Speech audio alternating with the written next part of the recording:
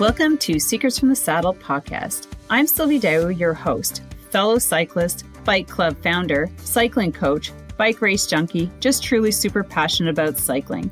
My journey with cycling started 20 years ago when I opened a spin studio, started a women's race team, and founded a women's only cycling club called Cycle Fit Chicks. I'm super thrilled to reveal all aspects that make the world of cycling operate. I'm so excited to be able to bring you interesting people from around the world, pro cyclists, recreational cyclists, coaches, event organizers, bike shop owners, everything and everyone you need to know or ever wondered about when it comes to cycling. I know you'll enjoy this episode.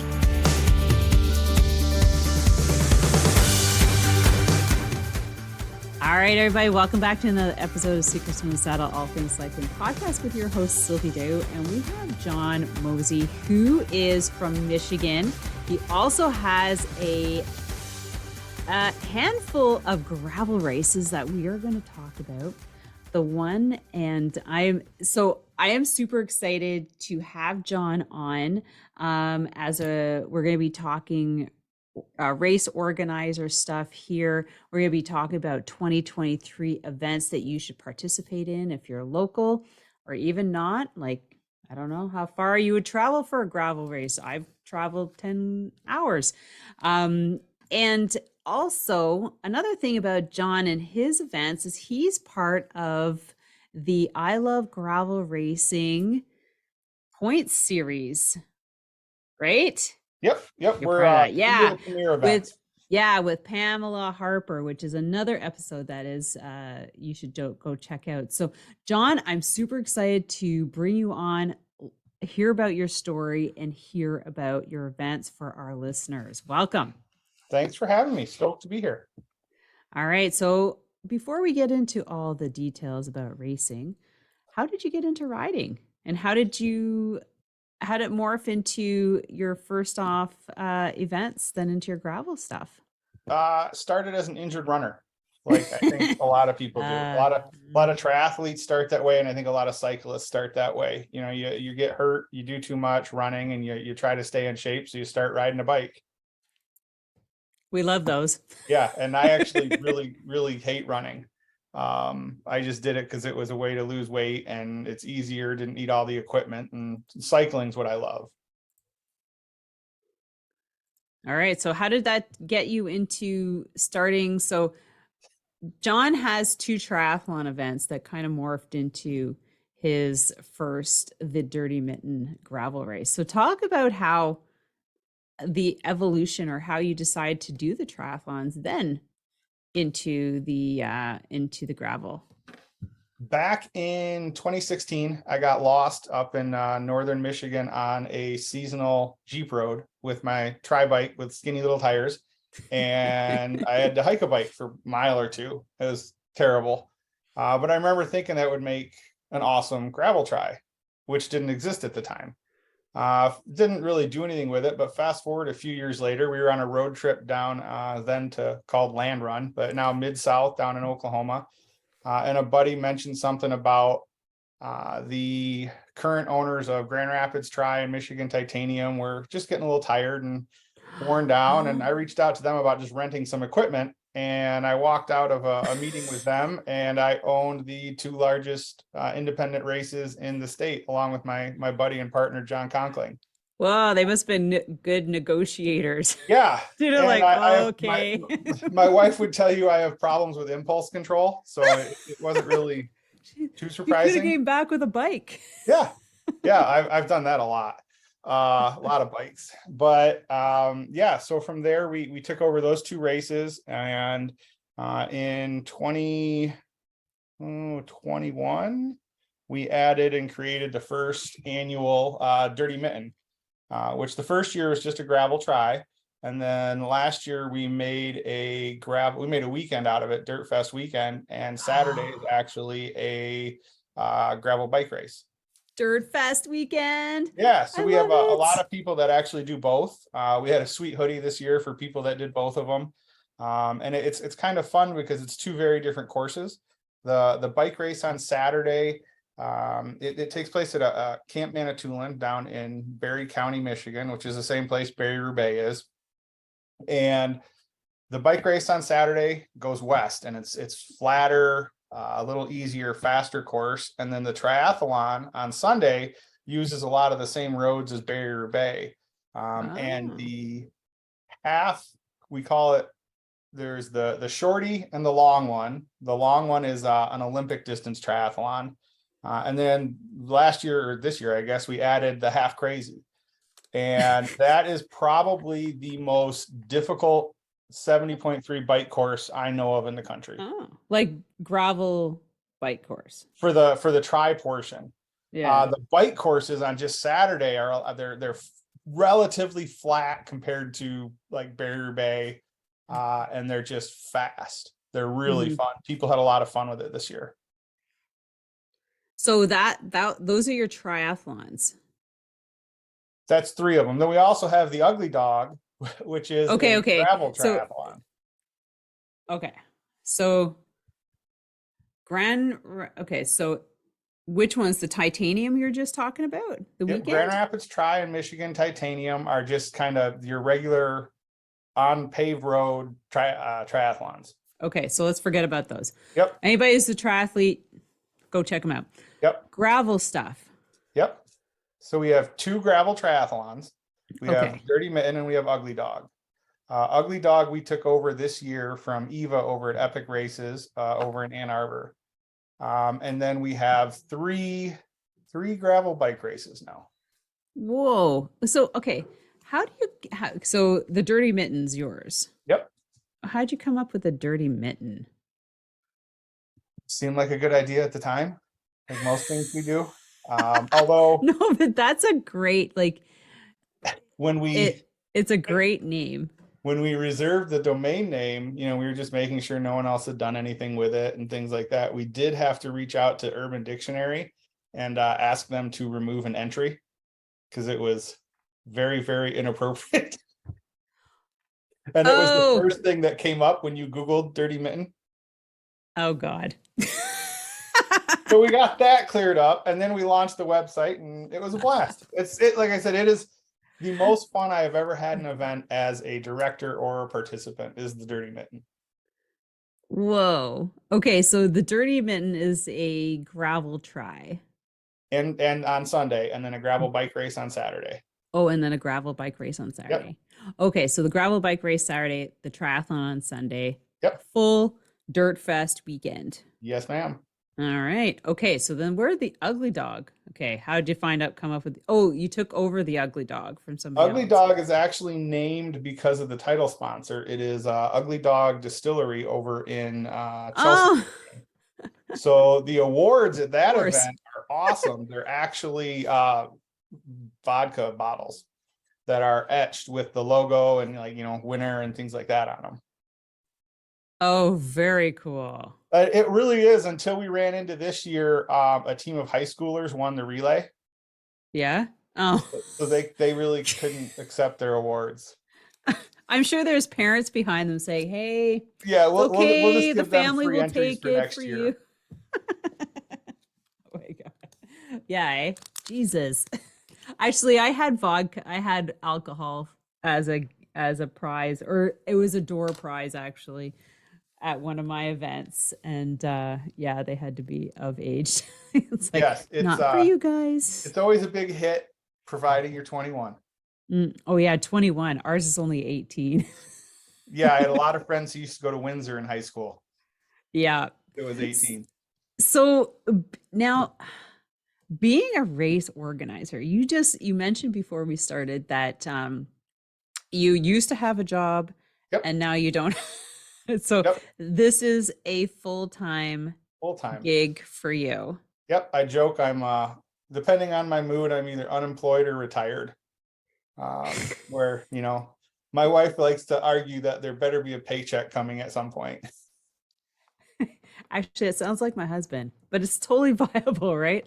Yeah. Like, woo. So, Yeah, it's absolutely the best job in the world. We joke, since we took over these races and started creating our own back in 2019, right before COVID, because we have awesome timing. I think everybody's got awesome timing. Yeah, I haven't worked a day yet. work. Yeah, Right. we don't work. I just get paid to hang out with my friends all day. I get paid to inflict pain on my friends and laugh at them and come up with crazy ideas. It's awesome. Okay. So let's go back to the ugly dog Yep. about that event. And then you mentioned you started a new one, which is Waterloo GG, That's G and another one G. we took over, actually, from the same Oh, lady who had Ugly really? Dog. Yeah, she doesn't do gravel, but she would be a person for you to talk to because she's very passionate about women's events. Oh, cool. Uh, Yes, we'll talk about that after. yeah, Now, what kind of event is that? Is it just a Waterloo's just a straight up gravel race. okay? And it's Waterloo's kind of fun because it's a little different because you actually go through a gravel pit. Oh, I It's have many of those out here. Actually, I've got one over there and one over there, so I know exactly what they, yeah, not big ones, mind you. yeah, you used to you go through a road and they literally they got permission to tear up the road as portion of their gravel plant. Oh, And so now they have to let us go through, and it's really one of the cooler parts of the course because you're actually riding through a gravel pit down this steep hill and gravel and around the big piles of gravel, and it's really fun. yeah. So that's the gravel G&G and Ugly Dog. What's this one about? Ugly Dog is another gravel try. Okay. Yep. So So are the three that you'd really be interested in are Waterloo, which mhm. is in April, and that's over Okay. on the other side of the state in Jackson, so it's closer to you. Then the Dirty Mitten bike race in September, and then Road to Hell, which is another just gravel bike race in October, same area. I like that road to hell. I was talking to Pam about that. I'm like, road to hell. She's go, no, literally you ride to hell, Yep, which is Hell, Michigan. yep. It is a township in Michigan. And actually, we were approached by the Region 2 Economic Development Council over there to develop a race just to show off some of their outdoor assets over there. Oh, And no way. first off, if anyone hasn't ridden over there, like in Michigan, if you live in West Michigan where I am, anything Yeah. east of Lansing is just Detroit. That's what everyone thinks. Okay. And Yeah. it's not. They're like the area around Jackson, it is an amazing gravel. People were blown away that we brought over there. And so we kind of put together this race, and it was supposed to be called To Hell and Back. And we were all set to launch on a Monday. And then the week before, someone else launched a race called To Hell and Back that went from a different area, like from Brighton, Michigan, over to Hell and And back. back. So over the weekend, we had to pivot and come up with another name. Oh, And no way. Oh my God. but it's probably the most fun we've actually had building out a website, because if you look, it's Road to Hell. We have all these there's the four courses of the apocalypse, there's all these random quotes from like Dante's Inferno and just all these crazy things. It's a fun website, and it Oh was my an God. amazing race. Do you do your own website too? I am very fortunate, and I tease that my partner John, that the reason I partnered with him was because I couldn't afford to hire him, so I just make him work for free, because that's his background, is graphic design, web design, things like that. He used to work for big, Fortune 100 companies, and now he does it for our little bike And company. and gravel rides. Yeah, I like it. yeah, Like, see, this is the kind of gig I need. I need to yep, work myself into. So that's why I need to talk to you after. yeah. But so all right, so you got all this stuff going on. I imagine right now is probably a crazy time because I've seen everybody's like registration is open across the board for like all the ones that I did. Well, I just got into gravel like last September of like last year. Yep. And so I didn't know about all these rides until I did a gravel, no, I did an event series on my podcast and I started talking to all these event organizers. And I'm just like, oh my God, that's cool. And then, so that's how I ended up at Barry Roubaix and like, and some other events. And I was going to go do coast to coast, but I got really sick from COVID before that. So I couldn't go. And now I'm like, okay, now I'm like, I know more. I'm like putting out my schedule, and you sent me that really nice invite, and I'm like, hmm. I'm like, maybe I might have to put a couple on Yep. my, um, But so now let's pivot and talk about you, the race organizer, because like you were mentioning before, it's not as simple as as everybody perceives. Everybody goes to the Nope. event, has amazing time, but it's the background stuff that gets that like now, like start work starts now, updating the websites, all the dates, maybe routes, and getting it launched out so you start seeing your money come in. Yep. Yeah. I mean, this time of year, sponsorship is a really big one Oh, yes. because especially the as you deal with larger companies, they're setting their marketing budgets right now for the next year. Right. And if you don't get in September, October, November, a lot of the time you're not going to get in, or you're not going to get as large of a sponsorship amount. Right. So sponsorship's really big. Redoing all the websites, checking with all the different locations, getting Yeah, your your approvals and venues and everything approved, your permits mhm. approved. Mhm. Some places won't let you do it till after the first of the year, but you still try to get everything lined up. Yeah, yeah, yeah. I mean, yeah, it's a full-time job, 365 days a year. This is all we do. It's all we think about. It's fun. Yeah, yes, and you don't want to miss one of those approvals of anything, getting the police on board, the fire stations. Yeah, it's just Yep. everybody needs the notification, and you as an organizer need the approval. It's and sometimes it can be super hard, especially if you're new. I had my event for, once you do it 1 year, like I remember I had to do a proposal to the police Yep. department, Yep. right? And fire station, and we're in this where like your contingency plans and all these things they Yep. need to know. And yeah, it was a bit nerve-wracking, I have to say. And well, and every municipality we deal with is different. Yeah. Some want to be really involved. Some have a lot of hoops you have to jump through. Mm-hmm. Some you call and say, hey, we're going to have a bike race. We're not holding it in your township, but it's going to ride through. And their Mm-hmm. comment is, I don't care. Why are you telling me? I mean, You're so like, those are the okay. races you try to have. That's where you want to have a bike race, is where they're Yeah. just, that's why so many gravel races are out in the middle of nowhere. A, that's where gravel is, but B, you don't have to worry about shutting down roads and cities, Mm-hmm. things like that. And it's a lot easier It is. and Yeah. a lot less expensive. I mean, we joke with our two bigger triathlons, the traditional paved road ones, we buy our county a cop car every year. That's how much we spend on police costs. It's Yeah. upwards of $40,000 a year. Yeah, it's true. Like I used to have a time trial event, one of the hilliest ones I have to say that I've ever been on. And and yeah, so I didn't shut down roads, but it was on a secondary road, which is Mhm. enough to cause a little bit of concern and needing a ton of volunteers. Yep. Yeah.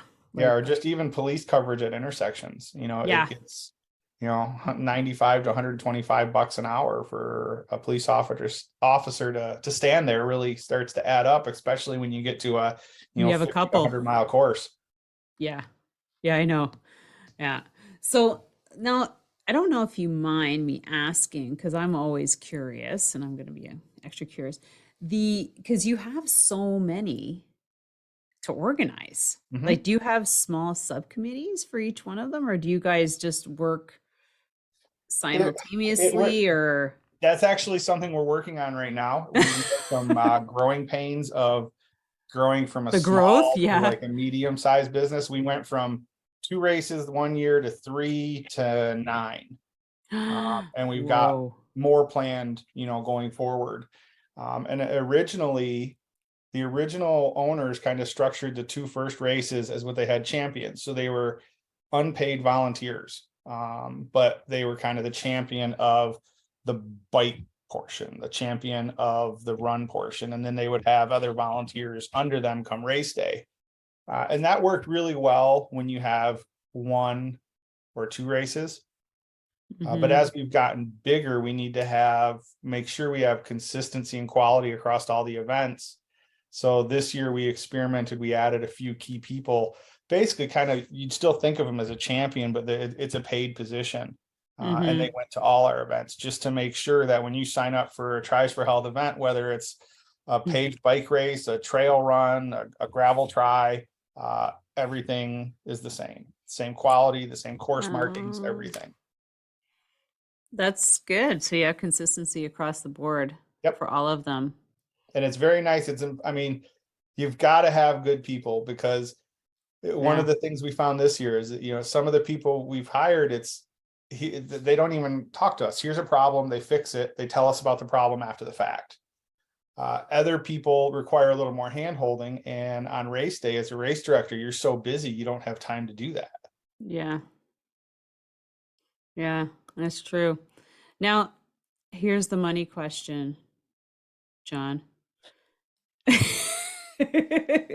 You know, I'm going to ask, well, maybe not. You don't have to disclose, but seeing that it's your full-time job, like you had to literally leave a job, I guess, Yep. to pursue this, because it just was, I could see how it would be all consuming now. Yep. That, now, obviously it's paying enough for you to stay at home. Hopefully. Fortunately, my wife has a job. I tease her. It's like when we were in college and I wasn't working, and she was working daycare at the YMCA. She was my sugar mama, making like $6.50 an hour. Fortunately, God, the back of the day. Yeah, 20 some years ago. Fortunately, she makes a little more than that now, but you know, it's a very big leap of faith on my part, and Jon, the other Jon, my partner's part. Yeah. And maybe more importantly, on our wives' parts. Yeah. All right. Enough said. Yeah. Yeah. I mean, in theory, all the numbers say we should be able to be comfortable, and, you know, I don't have to like tell my daughter she can't go to dance class and things like that, but you never know. Yeah. Yeah, I know. It's all in the marketing right now, because that's what somebody was saying, that there's just more and more gravel events showing up. So now they're talking about the saturation level. Yeah. So it's like any market, you know, you get to a point where it's going to become oversaturated, and then there'll be some contrition and things like that. And well, I imagine like it'll be kind of like which ones are going to last the test of time. Yep. And like Barrier which Bay is always going to organizers. be around, you know. Barry's amazing. I do that race almost every year. Yeah. Scott and Rick built a really good thing, and Matt and Jenny are helping continue that. And then, but when you look at the calendar, you know, I've got a spreadsheet that lists basically all the races in the state. And because of how many events we have, it's got running races and bike races. It's got everything, and it's this long. Yeah. So trying to find a weekend to put on a new race is almost impossible. You're always going to end up stepping on someone's foot, and when you get to that point, people have to choose, and that's where, you know, after a few years, the market will kind of really show you which races are working and which ones aren't. Hopefully ours are. Well, I think if you build, I know if you build like a really solid, fun event, Yep. people will come back. Like, you know, like Barrier Bay is a prime example. Like I haven't gone to yours, but just even though it snowed last year, well, this year, I mean, you were there. Yep. And I was like, so I didn't get the full experience, but I'm like, I can see how it would be, you know, an event, you know, like how much fun it would be.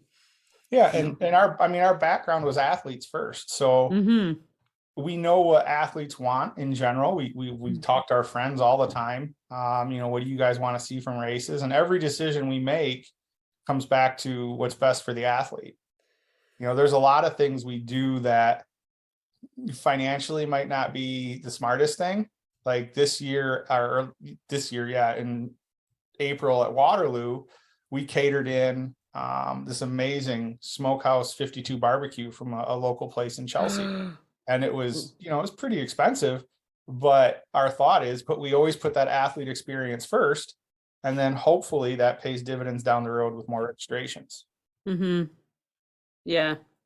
Yeah, I know. You know, the thing is, I mean, something to try to separate yourself a little bit, to make your events unique. That's what I was gonna say. And yeah, so it's like one of those talked about events, like you did this. Yep. And the thing is, that was what I was gonna say. Well, you have multiple events you can try different things at. We only have 1 year and one time to Yeah. experiment with something. And that's the thing, right? Because like if it doesn't go, whoa, I've got a full year to like Yep. figure it out for next year. Well, and we did a lot of experimenting this year. We're also fortunate that we have these larger existing events that can help Yeah. carry some of these smaller events while we're trying Hmm. to find our footing. But you know, some of like if you look at the Dirty Mitten, the awards and things like that we did were just over the top this year. Actually, I for think that's cool. the male and female winner of the Half Crazy Try, the gravel try, they actually got full 4 foot wide WWE wrestling belts.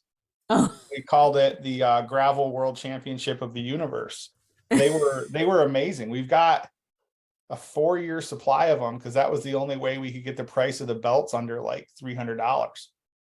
oh my Like God. they're legit something they would use at like a bodybuilding show, or I mean they're absolutely amazing. And that was just one thing to see, like, does that move the needle? Does that get people to sign up?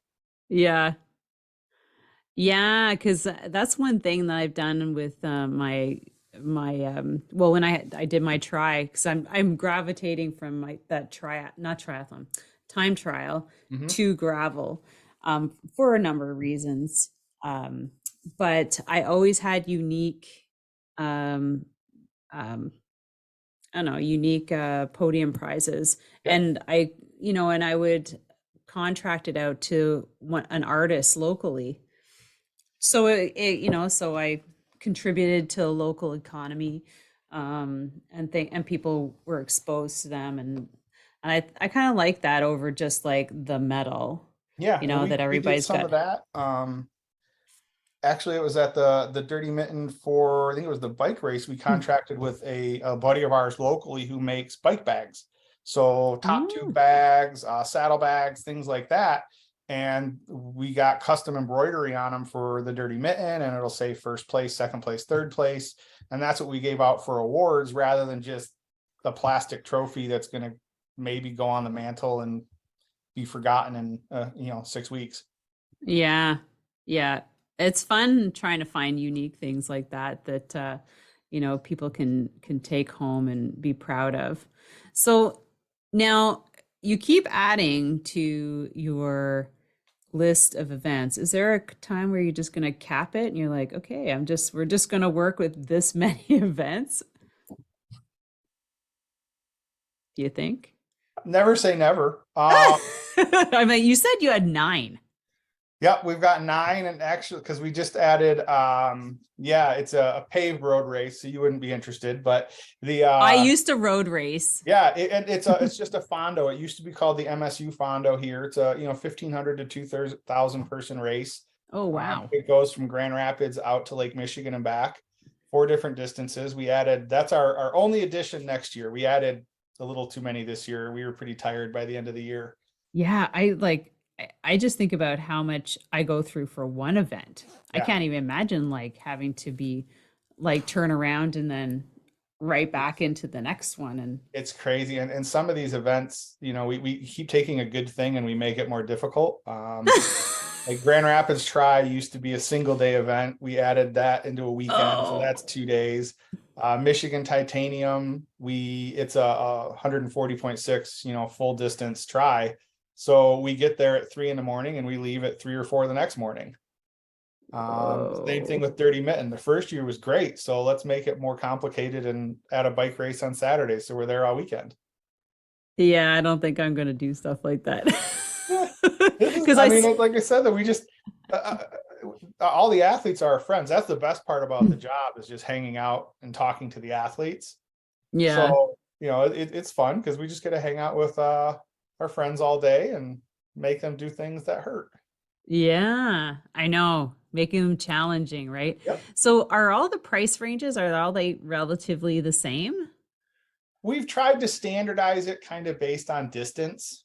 So Okay. if you look at say Waterloo versus, Road to Hell, the shorter ones are going to be the same price, the medium ones and the longer ones. But triathlons are going to be quite a bit more expensive than a road race, just because there's so much more involved with it. Waterloo was the first one sport event we put on. It was just a bike race. We were shocked at how much of an easier lift it was than multi-sport. It was just this is it. That's all we got to do. This is awesome. Time trials are the easiest to put out. Yeah. One sport instead, or, one race basically instead of 3, it makes it a little easier. Oh yeah. Yeah. Yeah. Yeah. You're not there forever. You might have a dozen categories, but at least they follow each other right away. And then you just do podiums for everybody and you're like, okay, bye. Yeah. Yeah. I have people that keep telling me they want me to add a full, so 140.6 triathlon at the Dirty Mitten. And I keep telling them that's fine. You sign up. Once we get to 50 people doing the half, I'll consider it. Because I'm going to have to sit there for 24 hours to do that. Yeah, really. Yeah. Especially with how difficult that course would be. Oh, but if you do, it should be a prerequisite that they have done your first one first before I like that. being able to do the other one, because then they've been on the course. Yep. They've done a triathlon first of all, and they know what to expect. Yeah, we did have a few people. So you did race Barrier Bay, right? What distance? 100 kilometers. Okay, so you hit Sager Road, the Jeep road, the seasonal road. Yeah. The Dirty Mitten, the entire race was just, the triathlon portion was designed around that section of road. I think the half crazy they had like 4 or 5 miles of that road. So if I did a full, I'd probably make sure they have at least 10, 10% of it is just that seasonal road that's just terrible, and it was all sand and they had to hike their bike, and I had a good time. I liked it. Me too. For my first time ever, I didn't know that would have been my second gravel race ever. And but I had done a lot of adventure racing. Sure. So I know, when you get into weather and like this and long dirt, and I've ridden my bike for hours and hours and hours before, like my mountain bike. And so I'm like, okay, well, I'm going to dress warmly and I'm not going to care. And I didn't freeze any piece of me. Like maybe I'd overdone the jacket, but I looked at some people, I'm like, it's -5 and you're wearing a skimpy little jacket. And like, I don't know. Like, even if you're going fast enough over time, you're going to get tired and cold. And anyways, yeah, I don't go that fast. I get cold. Yeah, well, exactly. And I finished it in 5 hours, which I was pretty happy. And I wasn't trying. I didn't know what to expect. So I was just like, okay, I'll just hang out. I was in wave 5. I couldn't believe there were so many waves. It's funny you say that was your second race. Barry Roubaix was actually my first group ride. Oh, shut up. Yeah, I'm sitting there with my buddy. We're in the start corral surrounded by hundreds of people. And I looked at him and I'm like, should I warn all these people this is my first group ride? He's like, no, I think you should keep that to yourself. Yeah, just like, we'll just go around you. Exactly. No, but yeah, so that was a good time. So, is there anything else? Like, we've got next year going on. You have 9 events next year. You better start resting now. Yeah. When do they start? In April? Yeah. Sign up for races now. It gives you an incentive to hop on the trainer, which I'm going to have to do after this call. Oh, good. Which I'm not looking forward to. And, if you're just looking for gravel, like if you go to any of our races, you'll see there's actually a bundle. You get, I think it's $10 off a race if you sign up for all 3. Great. So, yeah. What else? What other promos can they expect on your page? Do you have an early bird? What do you have? Most of them have been open for a little while now, so we're beyond early bird. But pricing does go up the closer you get to the event. Right. If they're on a group or a team, if they reach out to me through the website, we usually do discount codes for teams and things like that. But just for gravel bike races, yeah, we've got Waterloo in April over towards Jackson, Michigan. It's a fantastic race. It's been around for a lot of years. It'll have probably about 700 people. It sold out last year. We expect it to sell out again. So do you have you're capped your numbers as well? Just Yep. Yeah, we sold out about 650 or so last year. And this year we think we found some more parking. So we'll raise it a little bit this year. And then the Dirty Mitten, which takes place down in Middleville, Michigan. And that's so much fun. Like we said, both bike race on Saturday and a tri on Sunday, a little flatter, a little faster. And then the Road to Hell in October, where you go from basically Jackson, Michigan out to Hell, Michigan and back, 4 different distances. It is a perfect time of year. It's beautiful. The colors are out in the trees. And those courses were pretty special, especially the 2 longer ones. We got a lot of just amazing feedback on the courses for those. Yeah. And I bet they love the time of the year too. Oh, it was just absolutely perfect. Yeah, that's October, right? Yep. Yeah. October's a nice time to race. There's not too many races in October, actually. When we created Road to Hell, there was a big hole in the calendar. And last year there were 4 races in the state on that day. Or last year being, I guess, this year. Yeah. So, you talk about the calendar getting a little oversaturated. That was a pretty good example. Yeah. Oh God. And the same day of all things. Yep. Everybody's thinking this. Yeah. So, we always try to work with other race directors as well, just to try to spread things out. Especially over here in West Michigan, we know all the race directors and we all try to stay off each other's weekends. And sometimes it's easier to do that than others, but it's just something we try to be aware of. Yeah. Huh. Oh, that's so cool. So people can go to your website, choose 3 races and get a discount. Yeah, if you go to trisforhealth.com, TRIS, the number 4 health.com, that'll have links to all the races we've been talking about. Okay. And if just gravel bike racing is your thing, those 3 are open right now. You can do 1 of them, you can do 3 of them, and there is bundle pricing if you want to do all of them. And also, Jon mentioned if you have a group, then you can contact them directly for a discount code. So don't forget that. Oh, wow. This has been so cool chatting with you. Thank you so much. And I hope as a listener, you've been inspired, because now is the time to get inspired about your next year's race calendar. I've been talking a lot on the podcast on getting ready, goal setting, training, right, Jon? You got to get on the bike to train. Yes. And to get yourself ready for next year properly, organize your time accordingly and be realistic with your events. Don't do them every weekend, even though, as we heard, Michigan is probably the state to be racing every weekend. Yeah, if you go to gravelmap.com, which is a wonderful resource. Gravel map. Yeah, it's basically people have mapped out all the gravel roads. And if you look, Michigan is probably the most mapped state, and the entire state is just yellow being a gravel road. Because I've heard there's many different, like Coast to Coast, I think was one that, we're getting off topic here, but that has like multiple different terrains.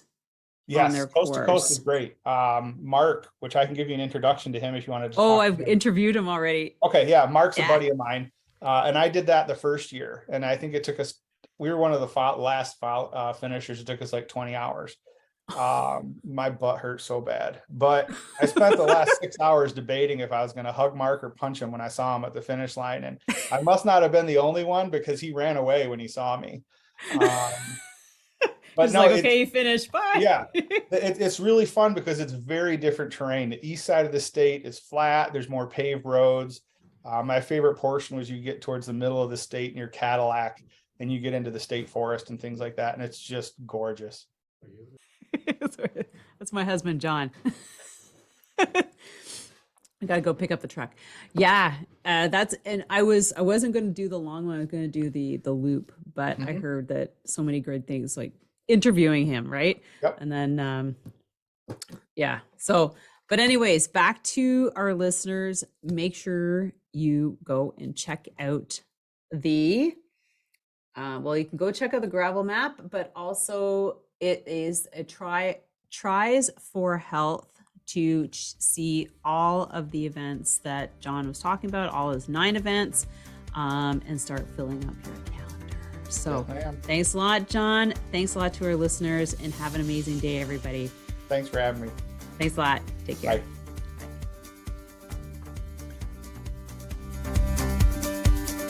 Thank you so much for spending this time with me on the Secrets from the Saddle podcast, learning more about sighting people, places, and things that make cycling such an exciting sport. I am so glad you stopped by today. Please leave me a review if you feel so moved to do so. I would love to hear your feedback. And if you could take 1 second to share this episode with someone you think would enjoy it, I would be forever grateful. Also, if you could please leave me a review if you feel so moved by going to iTunes and leaving me an honest thought and an honest comment, telling me what you think, and most importantly, tell me what you'd like to hear more of. It would really help me to bring more great, inspiring cycling stories to you. Until then, have an amazing day, make sure you ride your bike, and don't forget to visit my YouTube channel if you'd like to see the full version of this podcast live.